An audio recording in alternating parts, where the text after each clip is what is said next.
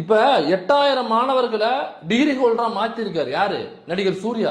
அகரம் ஃபவுண்டேஷன்ல 8000 மாணவர்களை அவங்க சொந்த செலவுல வந்து அவருடைய ஓன் இன்ட்ரெஸ்ட்ல அது பண்றாரு. என்னைக்காவது 8000 மாணவர்களை சொந்த காசுல படிக்க வச்சிருக்காரு அகரம் ஃபவுண்டேஷன் மூலியமா அப்படின்னு என்னைக்காவது மேடை போட்டு இதே மாதிரி என்னைக்காவது பேசியிருக்காரா? கிடையாது. எதுவுமே அவர் பண்ணது கிடையாது. ஆனா 8000 மாணவர்களை படிக்க வச்சிருக்காரு ஒரு ஓனா. என்னைக்காவது தெரியுமா நமக்கு இது? இல்ல வந்து என்னுடைய இந்த 8000 பேர் என்ன படத்தை பார்க்க வாங்கன்னு என்னைக்காவது இந்த அகரம் ஃபவுண்டேஷன் மூலமா அவர் ப்ரொமோஷன் கிடைச்சிருக்காரா? அந்த அகரம் ஃபவுண்டேஷன் பில்டிங்கே அவர் சொந்த காசுல இருந்து, அந்த ஃபவுண்டேஷன் காசு கிடையாது. அந்த பில்டிங் கட்டுறதுக்கு சூர்யா தன்னுடைய பாக்கெட்ல இருந்து காசு போட்டு தான் அந்த பில்டிங்கை கட்டியிருக்காரு.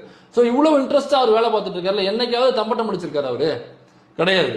ஆனா நீ என்ன பண்றாக்கா, படிச்சு முடிச்சதுக்கு அவரு 8000 டிகிரி ஹோல்டர்ஸ் யாருனாக்கா கிராமப்புற மாணவர்கள், விளிம்பு நிலையில் இருக்கக்கூடிய மாணவர்கள், பொருளாதாரத்தில், சமூகத்தில், ஜாதியில் எல்லாத்திலும் பின்தங்கிய அடிநிலையில விளிம்பு நிலையில் இருக்கக்கூடிய மாணவர்களா பிக் பண்ணி 8000 ஸ்டூடெண்ட்ஸ் வந்து இங்க தெரிவு பண்ணி அவங்கள டிகிரி ஹோல்டர்ஸா மாத்திருக்காங்க. எவ்வளவு பெரிய ஒர்க் இதுக்கு பின்னாடி நடந்திருக்கும். நீ ஏதோ வந்துட்டு ஒரு மேடையை போட்டு படிச்சு முடிச்சதுக்கு அப்புறம் ஆளை கூப்பிட்டு வந்து பரிசு கொடுக்குறேன், தங்கத்தை கொடுக்குறேன், வைரத்தை கொடுக்குறேன்னு சொல்லிட்டு ஓட்டு கேட்கறது நீ ஆள் பொறுக்கி வேலையை பார்த்துக்கிட்டு இருக்க.